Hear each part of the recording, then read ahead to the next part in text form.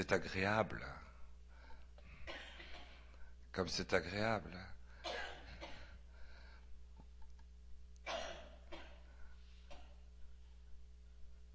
Le froid est parti. 2 messes par jour. Le roucoulement de la tourterelle qui se fait entendre continuellement ici. Comme il est doux, comme c'est agréable. Et le jour de Marie de l'Immaculée est arrivé aujourd'hui.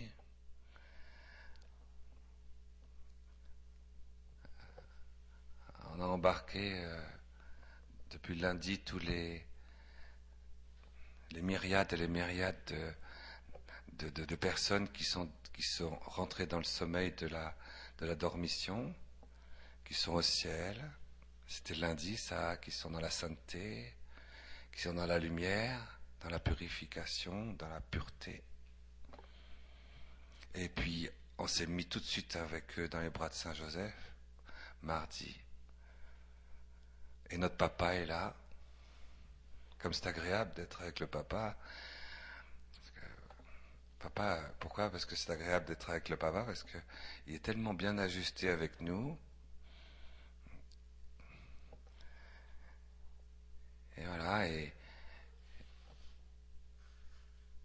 les anges aussi. Ah mon Dieu, le monde angélique. Oui, parce que grâce à notre papa, il y a quelque chose à l'intérieur de nous qui palpite. Et les portes se sont ouvertes par la foi, on est ajusté à Jésus, à Dieu, au fond, aux très profondeurs du ciel. Et ces profondeurs du ciel sont tellement bien installées à l'intérieur de nous que tout s'ouvre en nous. Tout s'ouvre. Mais c'est les endroits les plus petits à l'intérieur de nous. Les moindres de nos cellules vivantes s'ouvrent.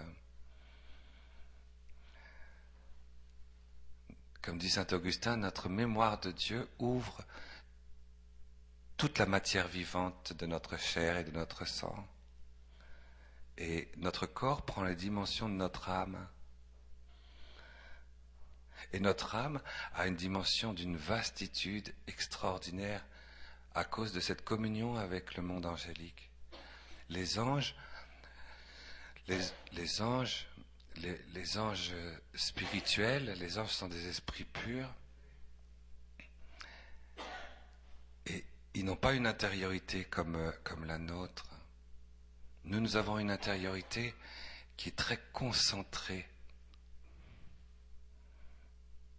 et qui attire le ciel tout entier et qui vient se concentrer dans une matière qui a du poids et une matière vivante.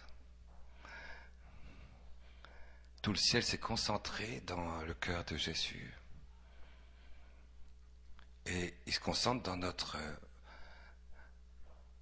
notre berceau de vie. Le Père crée un être humain. Le Fils et le Saint-Esprit, avec le Père, créent un être humain. Et cette petite cellule de rien du tout qui se multiplie ensuite des milliards de fois pour faire un cœur qui bat, a besoin, avec le monde angélique,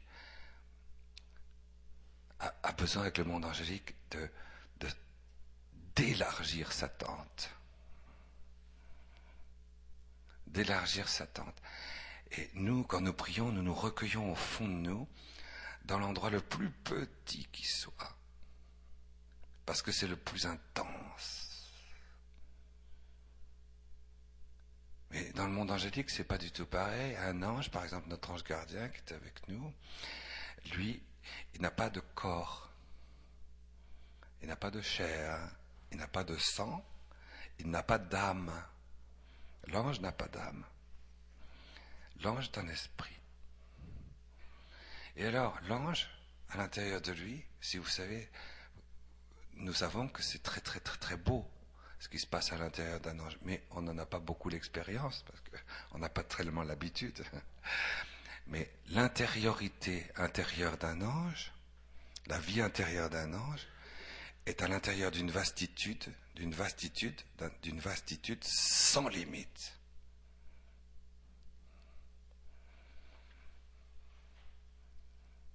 Par exemple, s'il y a un ange qui a pour nom lumière, eh bien, depuis qu'il est créé par Dieu, il est créé exactement au contraire de nous, dans une intériorité, c'est une intériorité, il n'a pas d'âme, hein. Donc c'est une intériorité spirituelle qui est fabriquée avec la lumière de Dieu elle-même, c'est la lumière de Dieu, la lumière est dans une vastitude sans limite, sans limite, sans limite. Il y a un autre ange qui s'appelle Splendeur, que le pape Jean-Paul II aimait bien, c'est pour ça qu'il a fait Splendor Veritatis. Il y a un autre ange qui s'appelle Splendeur. Ah oui, alors ça veut dire c'est la splendeur spirituelle, c'est une splendeur spirituelle, purement spirituelle, la splendeur de Dieu, mais créée par Dieu. Et dans sa vastitude, dans son intérieur, il y a un espace, une vastitude sans limite. C'est une splendeur d'une vastitude sans limite, sans limite, sans limite. Tandis que nous, on est limité dans le corps spirituel. C'est ce que nous apprenons avec Saint Joseph. Et la rencontre de Dieu, de l'homme et de l'ange produit le miracle de la bonne nouvelle.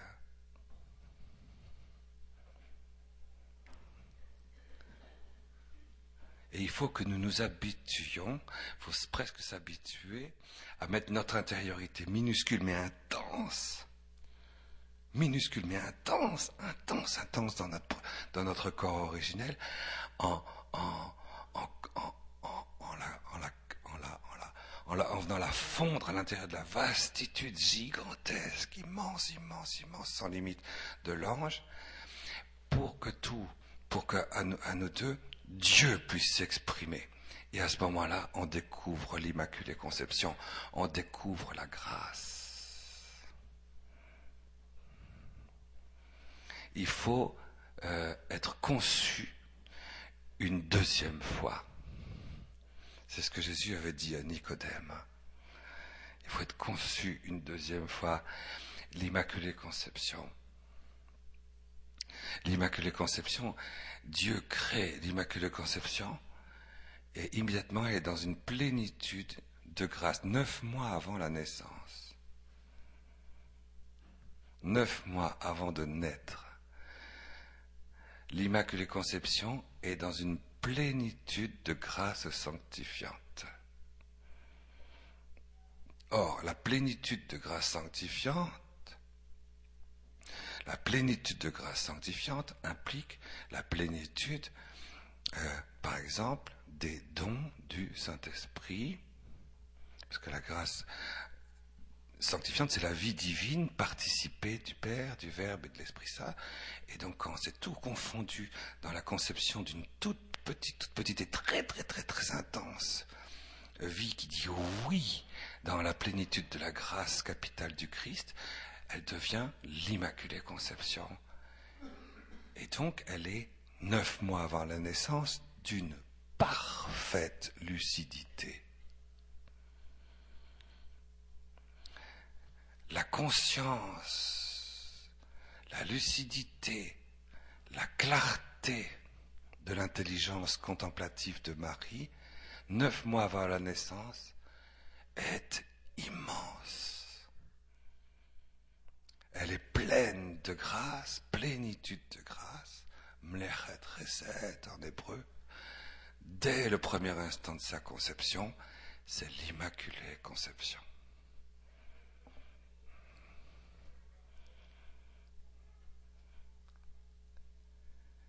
Et le monde angélique, forcément, devant une telle intensité de vie divine participée, de sainteté concentrée, qui est destinée à ne pas jamais cesser de grandir, de s'intensifier et de se communiquer,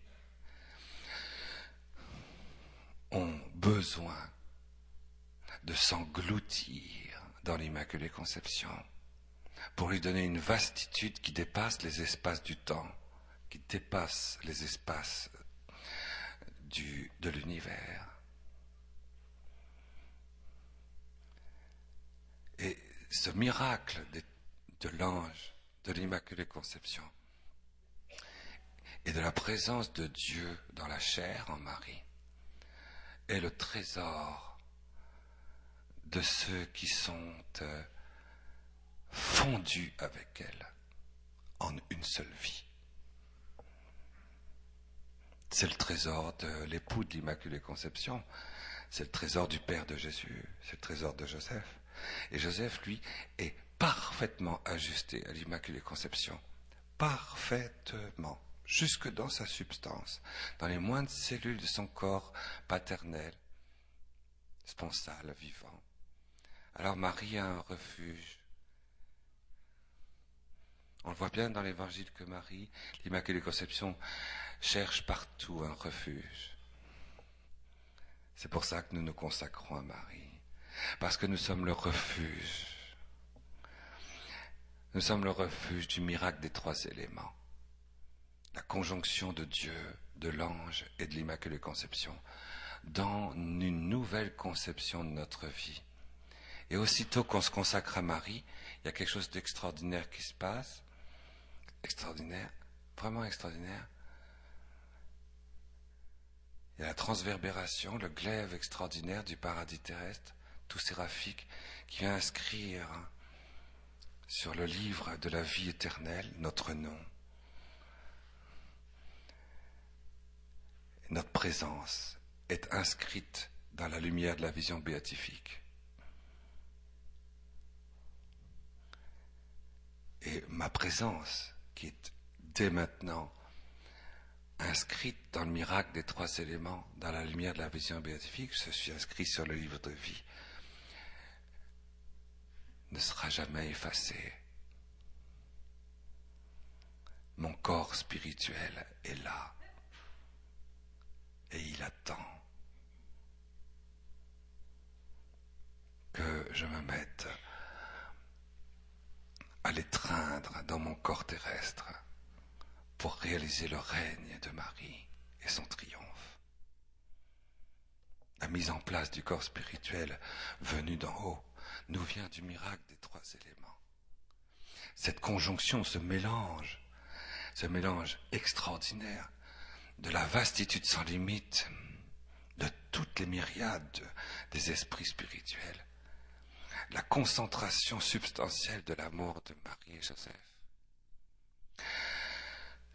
la présence créatrice de Dieu, toute puissante, se donnant entièrement à Marie pour la réalisation du grand mystère. Tout cela palpite au fond de moi. Voilà pourquoi je veux dire à Jésus, je veux dire à Marie, je veux dire au Père, je veux dire au ciel et à la terre, voici le monde nouveau qui s'ouvre.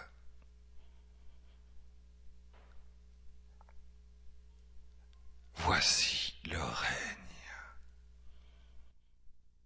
du Sacré-Cœur.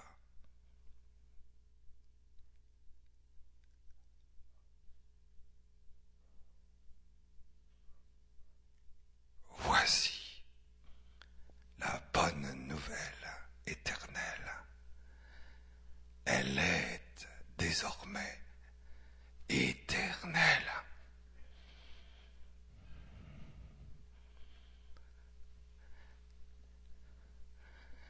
Le mal est désagrégé. Le mal est vaincu. Le mal est brûlé et transformé en amour. Il n'y a plus de jugement.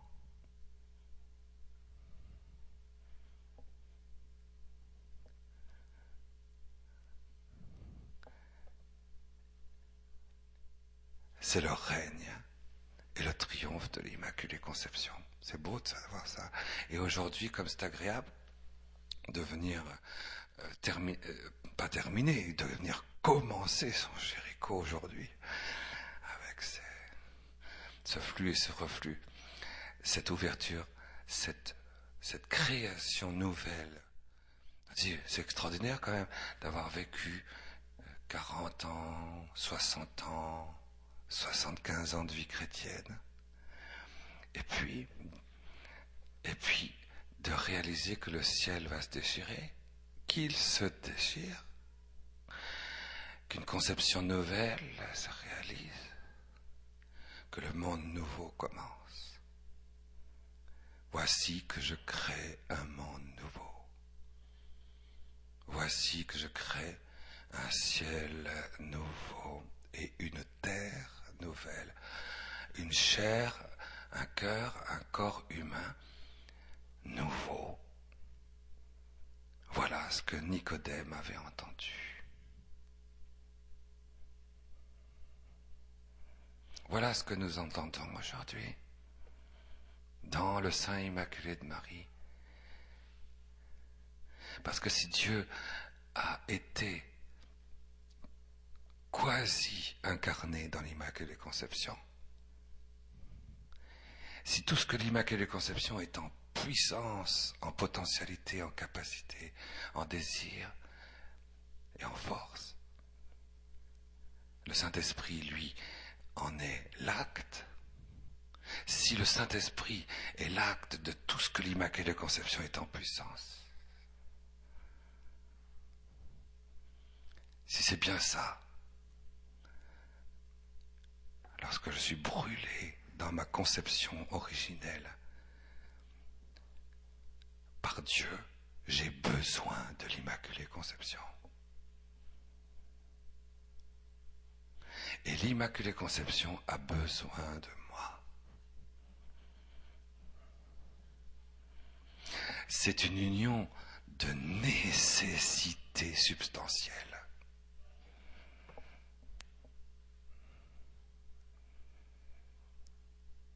C'est un impératif éternel.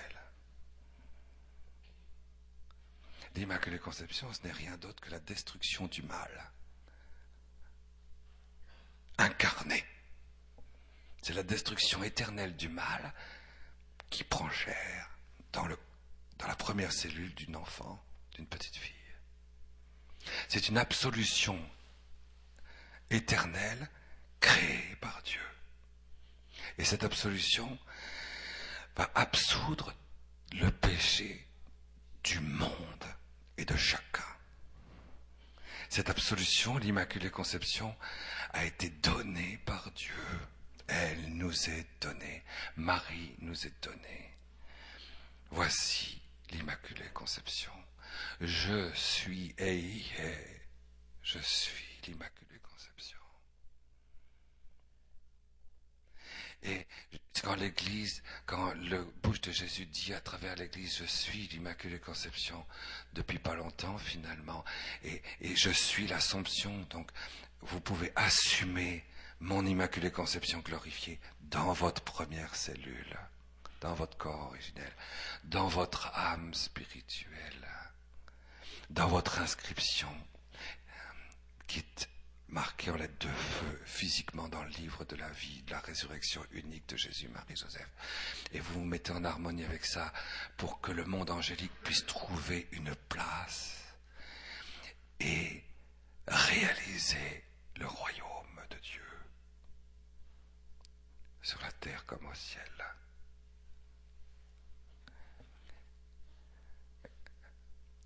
Au fond, je crois que c'est pas compliqué. Dieu n'avait pas besoin de créer 3 Immaculées Conceptions ou 2, puisque l'Immaculée Conception, c'est l'absolution pour chacun. Marie est donnée à tous. Elle est, si l'on veut, comme j'ai lu une fois, elle est la présence réelle de la confession. À la communion, nous avons la présence réelle du Verbe devenu chair qui brûlait dans la disparition de son amour avec le Père pour produire cette brûlure de l'Esprit Saint qui est l'absolu éternel de Dieu dans l'amour. Voilà ce que je reçois, ce pain vivant de la très sainte Trinité, incarné dans la gloire dans la gloire de la résurrection et au-delà de la gloire de la résurrection, dans leurs intimités toutes glorifiées grâce au mystère du royaume, tout enflammé. Voilà ce qu'on reçoit à l'Eucharistie, voilà ce qu'on reçoit quand Jésus vient crucifié, vient ouvrir son cœur blessé et glorifié pour donner cette nourriture.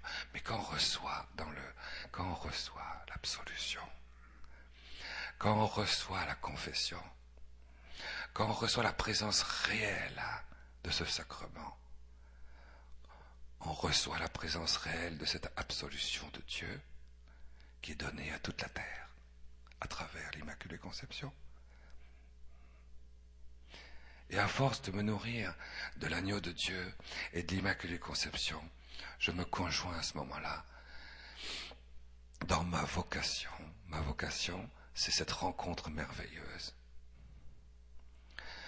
Et dans mon corps originel, tout va s'ouvrir et je recevrai tout et je me recevrai dans la plénitude éternelle, universelle, continuelle et glorieuse de l'Immaculée Conception.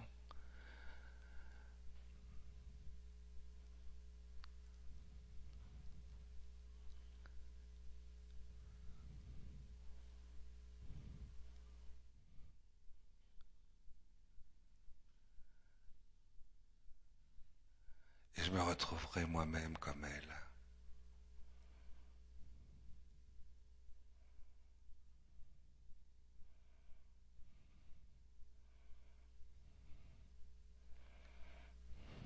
Comme c'est agréable. Moi j'aime bien ça, moi. Moi j'aime bien ça.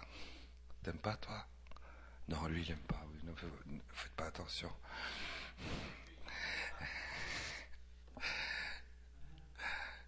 Alors voilà, que cette journée soit pour nous vraiment une journée substantiellement nouvelle. Je dis pas une journée radicalement nouvelle. Non, substantiellement nouvelle. Substantiellement nouvelle. Dans mon corps originel, j'ai reçu, ô ma mère, ô ma maman, ô ma gloire, ô ma reine, toutes les gloires de Dieu qui se répandent pour glorifier le ciel. Et je suis moi-même envahi, transformé dans cette terre nouvelle, dans ce ciel nouveau. Car voici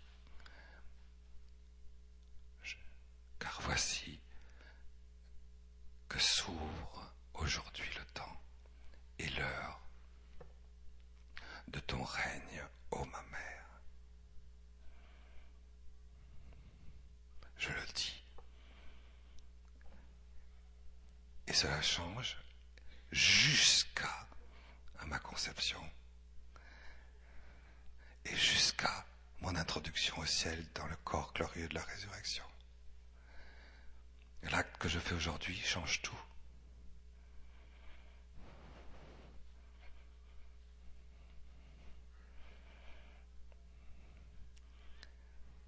Ô merveille de la grâce, ô merveille de la vie chrétienne,